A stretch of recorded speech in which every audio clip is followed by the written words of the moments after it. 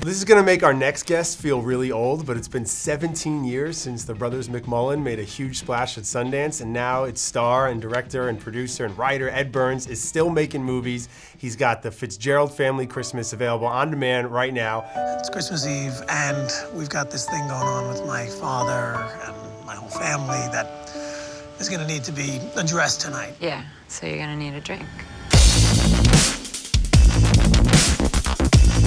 Some people are saying this is kind of a return to form for you, like you've come full circle, because it's again a movie about an Irish family and a lot of the same people pop up in this. Yeah, so Connie Britton, Mike McGlone. Would you look at it as kind of a return to your roots in filmmaking in some ways? Absolutely, and I did it intentionally. I mean, I wanted to sort of go back, not only to that world that I explored as a filmmaker, but literally back to my neighborhood. You know, we shot this film 6 doors down from the house I grew up in. There are certain characters in this that you recognize in your own family. How is your family Christmas different than the Fitzgeralds? The Fitzgeralds come from the same place that I come from, had the same types of friends, went to the same schools, shaped by the same experiences. So it's autobiographical in that sense. What I love is seeing a lot of the actors and actresses who have been in your previous films pop up in this. Not just Brothers McMullen with Connie, and you mentioned, but in your recent films like Guy Johnny and Newlyweds, you've got like the Ed Burns troupe now. Yeah, you know, I do that for a couple of reasons. A, you love to work with your friends, so I try to do that whenever I can. When I was writing the screenplay, since we were just coming off of Newlyweds, and I had Caitlin Fitzgerald and Carrie Bechet and Marcia Dietlin in that film, I was writing with those 3 actors in mind. And then I thought about McGlone and started to write with him in mind. And then I had sort of both my first film and my last film, so it was sort of bookended nicely. So I figured, let's go through all 10 of the films I've made, and we'll cast 1 actor from every film. Some of them have known one another for 10 plus years. You put them on screen together and they're supposed to be a family with real history, and these actors actually have real history. My movies have to feel real. Like, that's my thing. You know, it's like, you don't go to one of my movies and say, hey, look what Burns did with the camera. Right, his CGI you know? work yeah, is that's really not my phenomenal. stuff. Yeah. It has to feel real. So by getting actors that had that kind of history, it just helped lend a different level of honesty. Because you gotta remember, we had 9 people living in a 3-bedroom house. Good Lord, bloody Irish. So actually, it was a good thing that our father left. We really needed the extra space. Oh, back up. You shared a room with 3 of your sisters? Yeah, 4 sisters in a room about the size of this coffee table right here. And our oldest sister, Dottie, she used to bring her boyfriends back from college and have sex with them in the room while we were all there sleeping. Did she really? It seems like you really hit a stride with doing these movies that are available on iTunes and on demand. I'm sure you've got another one going, because we always see you on Twitter talking about the next project and the next thing. So what's next? So I had a script that charted a couple over the course of a year.